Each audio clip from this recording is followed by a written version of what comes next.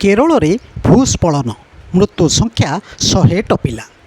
କେରଳ ରାଜ୍ୟର ୱାୟନାଡ଼ରେ ଭୂସ୍ଖଳନ ପରେ ସୃଷ୍ଟି ହୋଇଥିବା ଜଳ ପ୍ରଳୟ ଯୋଗୁଁ ସବୁ ଛାରଖାର କରିଦେଇଛି। ଜିଲ୍ଲାର ପାହାଡ଼ି ଅଞ୍ଚଳ ମେପାଡ଼ିରେ ମୃତ୍ୟୁର ଭୟଙ୍କର ଦୃଶ୍ୟ ଦେଖିବାକୁ ମିଳିଛି। ବର୍ତ୍ତମାନ ସୁଦ୍ଧା କେରଳ ଭୂସ୍ଖଳନ ଫଳରେ 106 ଜଣଙ୍କର ମୃତ୍ୟୁ ହୋଇଥିବା ବେଳେ 128 ଜଣ ବିଭିନ୍ନ ହସ୍ପିଟାଲରେ ଚିକିତ୍ସିତ ହେଉଛନ୍ତି। ଏ ଘଟଣାରେ ଅନେକ ଲୋକ ଏବେ ବି ନିଖୋଜ ଥିବା ଜଣାପଡ଼ିଛି। ନିଖୋଜ ଲୋକଙ୍କୁ ଖୋଜି ବାହାର କାର୍ଯ୍ୟରେ ଲାଗିଛନ୍ତି ଏନ୍ଡିଆର୍ଏଫ୍ ଓ ସେନା। ଏବେ ବି ମାଟି ତଳୁ ଜୀବନ ଖୋଜିବାରେ ଲାଗିଛି ସରକାରୀ ଏଜେନ୍ସି।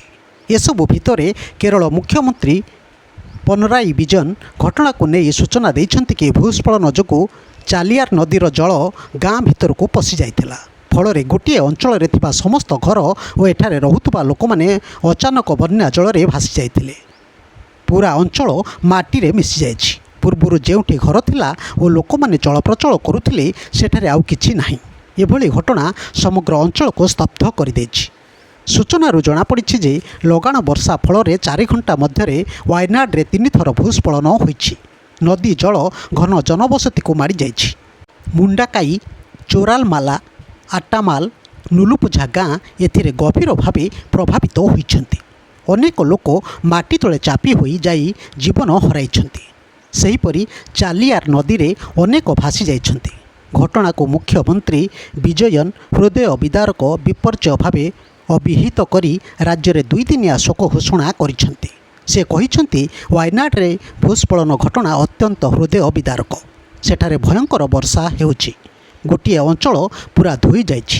ସୋମବାର ରାତ୍ରିରେ ଶୋଇବାକୁ ଯାଉଥିବା ଅନେକ ଲୋକ ଘର ସହ ବନ୍ୟା ପାଣିରେ ଭାସି ଯାଇଛନ୍ତି। ରାସ୍ତାଘାଟ, ଘରଦ୍ୱାର ସବୁ ଧୋଇ ଦେଇଛି ବନ୍ୟା।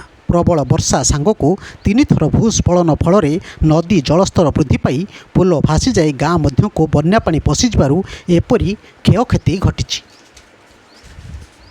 ୱାୟନାଡ଼ରେ ପ୍ରାୟ 400 ପରିବାର ମାଟି ତଳେ ଚାପି ହୋଇଯାଇଥିବା ପ୍ରାଥମିକ ଆକଳନରୁ ଜଣାପଡ଼ିଛି। ଭାରତୀୟ ସେନାର ଉଦ୍ଧାର କାର୍ଯ୍ୟରେ ମେଡ଼ିକାଲ ଟିମ୍ ସହ 225 ଜଣ ଯବାନ ନିୟୋଜିତ ହୋଇଥିବା ଜଣାପଡ଼ିଛି। ବାୟୁସେନାର 2ଟି ହେଲିକପ୍ଟର, ଗୋଟିଏ MI-17 ଓ ଆଡ଼ଭାନ୍ସ ଲାଇଟ୍ ହେଲିକପ୍ଟର ମଧ୍ୟ ଏଥିରେ ନିୟୋଜିତ ହୋଇଥିବା ଜଣାପଡ଼ିଛି। ଆର୍ମି ପକ୍ଷରୁ ଆକାଶ ମାର୍ଗରୁ ଭୂସ୍ଖଳନ ଓ ଜଳବନ୍ଦୀ ଅଞ୍ଚଳଗୁଡ଼ିକୁ ଠାବ କରାଯାଉଛି। ପାରା ରେଜିମେଣ୍ଟ ପକ୍ଷରୁ କାଲିକଟଠାରେ ଏକ ନିୟନ୍ତ୍ରଣ ରୁମ୍ ଖୋଲାଯାଇ ଉଦ୍ଧାର କାର୍ଯ୍ୟକୁ ତ୍ୱରାନ୍ୱିତ କରାଯାଉଛି।